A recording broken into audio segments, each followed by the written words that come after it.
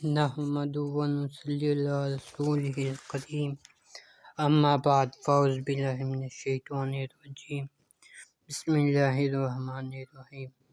کھلاڑیوں اور اداکاروں اور گلوکاروں کی زندگیوں میں انقلاب۔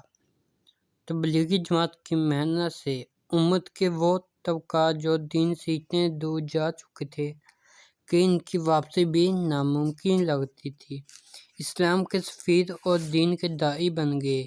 نامور کریکٹر سید انور کا بیان ہے کہ اٹلی میں کھیل کے میدان میں ہم باجمع نماز پڑھ رہے تھے تو انڈین کوچ گریگ چیپل نے ایک ساتھی سے پوچھا، یہ کیا ایکسرسائز ہے؟ یہ آواز بھی بہت پیاری ہے، یہ کیا نغمہ ہے؟ اس نے جواب دیا کہ جب یہ فارغ ہو جائیں تو انہی سے پوچھنا۔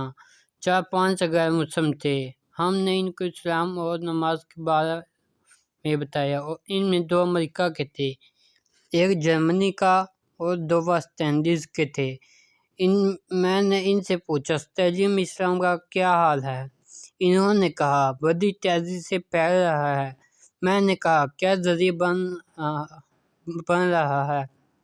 انہوں نے جواب دیا، ہماری شکل کے گورے گورے لوگ آتے ہیں، بستر ان کے کندھوں پر ہوتے ہیں، وہ جہاں سے گزرتے ہیں لوگوں کی داڑھیاں بڑھ جاتی ہیں، سر پر ٹوپیاں رکھ لیتے ہیں، ہمیں کچھ سمجھ نہیں آتا یہ کیا کرتے ہیں۔ ایک معروف کریکٹر دوست ملک کہتے تھے کہ میں رات کو نیند کی 2 گولیاں کھاتا ہوں لیکن کچھ سکون نہیں ملتا، ساری رات آنکھوں میں چلتے ہیں اور تنگ کرنے مریض چلتے ہیں۔ ہماری 3 دن کی تشکیل ہوئی تو وہاں یہ حالت تھی کہ عشاء کی نماز کے بعد میرا دوست سلیم ملک کھراتے لے کر سو رہا ہوتا تھا اور اس بات سے حیران رہتا تھا، یہ کیا چکر ہے؟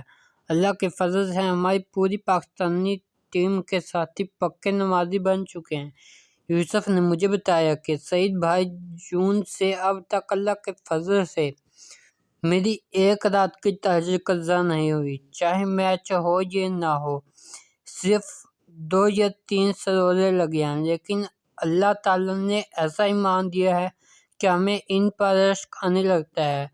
جنید جمشید کے نام سے شاید کوئی ہی پاکستانی ایسا ہو جو واقف نہ ہو۔ موسیقی کی دنیا کے معروف آدمی کو جب اللہ تعالیٰ نے ہدایت سے نوازنا چاہا تو کچھ لوگوں کا اس کا ذریعہ بنا دیا۔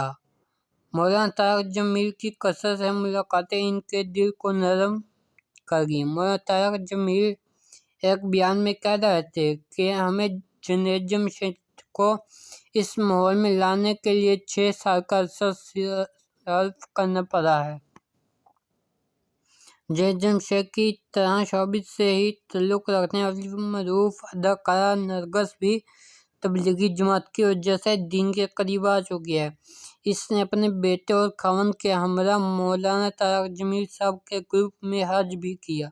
مولانا طارق جمیل خود فرماتے ہیں کہ میں نے اپنی اہلیہ کے ذمہ لگایا کہ وہ خصوصی طور پر نرگس کی خدمت کرے۔ اسی طرح پشاور کی ایک مشہور فلمی ڈانسر کا بیٹا علم بننے کے لیے مولانا طارق جمیل کے مدرسہ میں داخل ہوا۔ ایسے واقعات نے لوگوں کی زندگیوں میں انقلاب برپا کر دیا ہے۔ معروف کریکٹر عقیل مشتاق نے بھی تبلیغی جماعت میں 4 ماہ لائے۔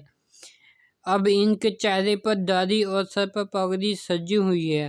وہ کہتے ہیں کہ اللہ نے مجھ پر احسان کیا، میرے لیے ہدایت کے دروازے کیے، میری آنکھیں کھول دیں۔ حضور صلی اللہ علیہ وسلم نے طائف کی وادیوں میں پتھر کھائے، آپ صلی اللہ علیہ وسلم نے صحابہ رضوان علیہ السلام اجمعین کو گرم ریت پر گھسیٹا گیا، طرح طرح کی عزتیں دی گئیں۔ یہ واقعات ہمارے طریقے سنہری باب ہیں۔ ایک مسلمان کے لیے سب کی بھی دنیا بدل گئی ہے اور یہ سب اللہ کے دین کے داعی ہیں۔ اللہ تعالیٰ ہم سب کو اپنے دین کا داعی بنائے اور دنیا و آخرت کی کامیابیاں نصیب فرمائے، اور مولانا طارق جمیل کی عمر میں، علم میں، تقویٰ میں، اعمال و دار حسنہ میں برکت عطا فرمائے، اور آپ کو پورے عالم میں ہدایت کے پھیلنے کا ذریعہ بنائے۔ اس کے بعد مولانا نے کابینہ کے ارکان سے فرمایا کہ ہم اللہ تعالیٰ اور اس کے رسول کی فرمانی کرتے ہیں، لہٰذا ہم دنیوی مسائل سے کیسے بچ سکتے ہیں؟